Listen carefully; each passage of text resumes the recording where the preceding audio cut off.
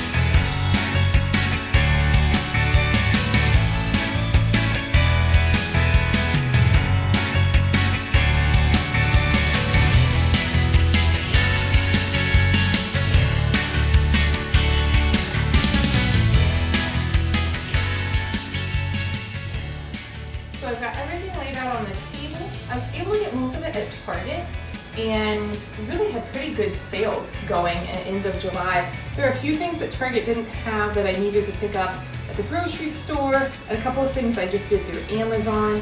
One of the things our districts like, for my first grader, they want expo markers, but they want bullet tip. So that's something I had to order from Amazon because Target, really any store that I'm aware of around here, doesn't have just the black in bullet tip. One of the other things that I ran into was these composition notebooks. They needed to be 100 pages, and when I was at Target, I went ahead and I picked up the composition notebooks. I didn't even pay attention to the page count. And at Target, at least at mine, the ones that I found were just 80. So I will have to take those back. I noticed it when I was laying everything out. Now I do have the table divided. I've got my third grader here, my first grader here, and then this is for us. I was able to pick this up for $3 at the Target dollar spot. This is going to be our homework caddy for being at home. It's going to have pencils, glue, erasers, highlighters. We'll keep all of these extra pencil toppers, markers and crayons, colored pencils, anything that they might want for doing homework at home. I only need one pair of scissors for my third graders. I'm gonna take the other pair and put it in there. I don't really know where all of our scissors go, but they seem to be gone. So luckily they had a 2-pack at Target, and I'll be able to take one and put it in there. I did also grab for home this kind of little caddy that's magnetic, and these markers, both from Target. And this is gonna go for our calendar in our drop zone area. And we have different colors here, so I can make each family member a different color, and we'll get that up and running when the school year starts, so everyone can kind of see the calendar and see what we have coming up. We're gonna go ahead and we're gonna get started with getting into this Amazon package.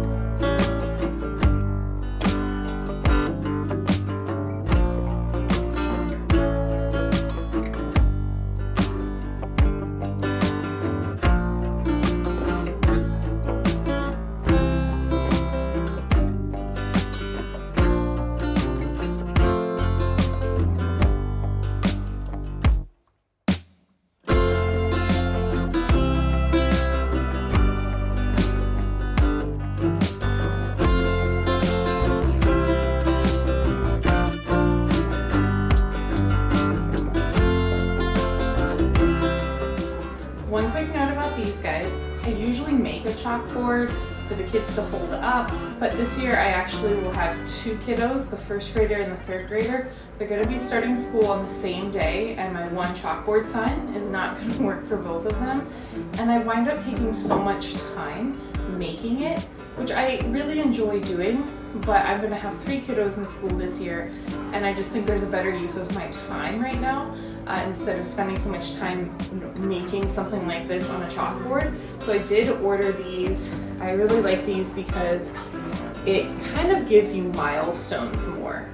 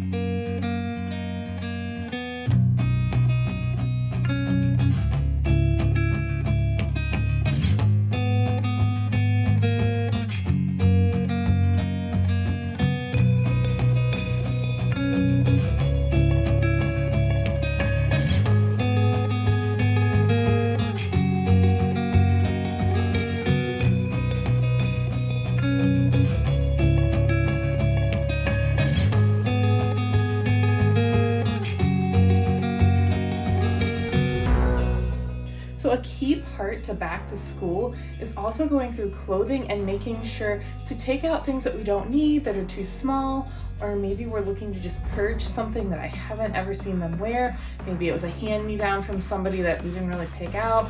Maybe it was even his big brother and he just didn't like what he had picked out or had gotten for a birthday or something. And we're trying to make sure there's nothing that we need. Now, we have plenty of t-shirts. I'm not worried about needing t-shirts, but I get a little more concerned with making sure we have enough socks, and shorts were okay, but pants, we just destroy pants. So that would be my process with the kids, with each kid, is to go through their closet, go through their dresser, and make sure we're not missing anything, but also to try to thin it out, make it a little bit easier to pick things when you're going through stuff to get ready in the morning. Okay, so I pulled out 10 shirts. That was my goal, to see if I could grab 10 shirts out of here. He still has way too many shirts. Honestly, about 4 or 5 of them are borderline on fitting him, but he loves them. So I'm gonna go ahead and leave them in here. You know, it's coming on August. In a couple more months, we'll pull them out and, you know, they won't be in his closet anymore for sure for next year. But since they're favorites, I'm gonna leave them in there. And let's go ahead and move towards shorts and pants.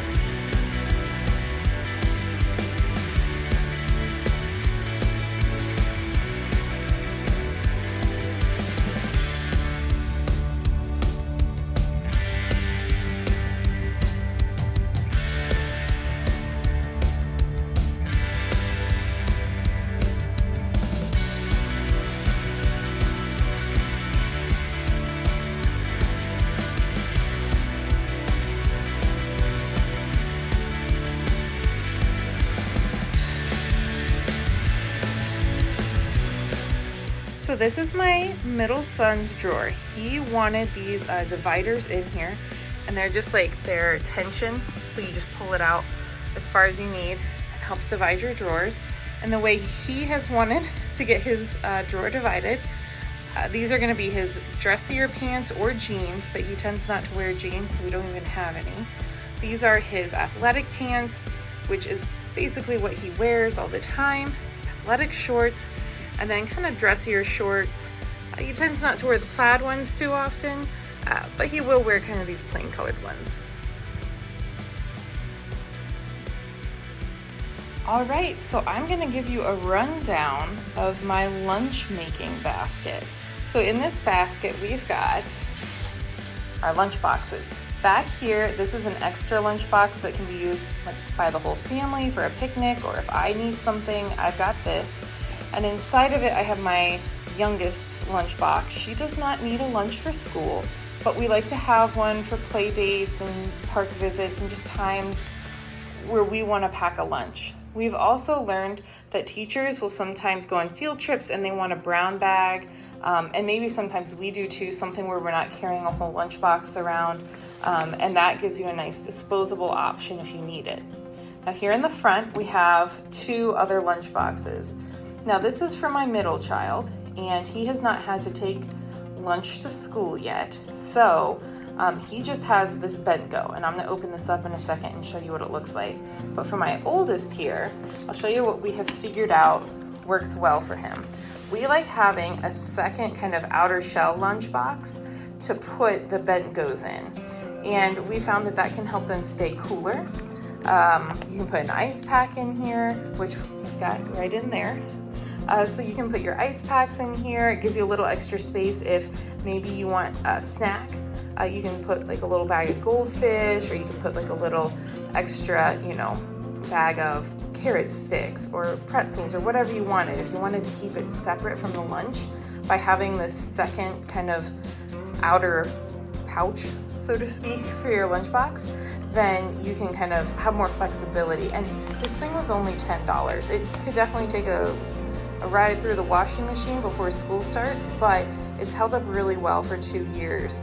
And so we like this just to have a few more options as opposed to just having this bento kind of floating free. For my middle son, he hasn't really had to take lunch to school, so just the bento floating free has been fine. And I'm gonna go ahead and show you what these look like on the inside if you're not familiar. They're really great for kids that want options, and you can fill these with different things. You can get your fruits and your veggies, or maybe you put a dip in. You can take this out and you can make it into a spot that can hold a sandwich.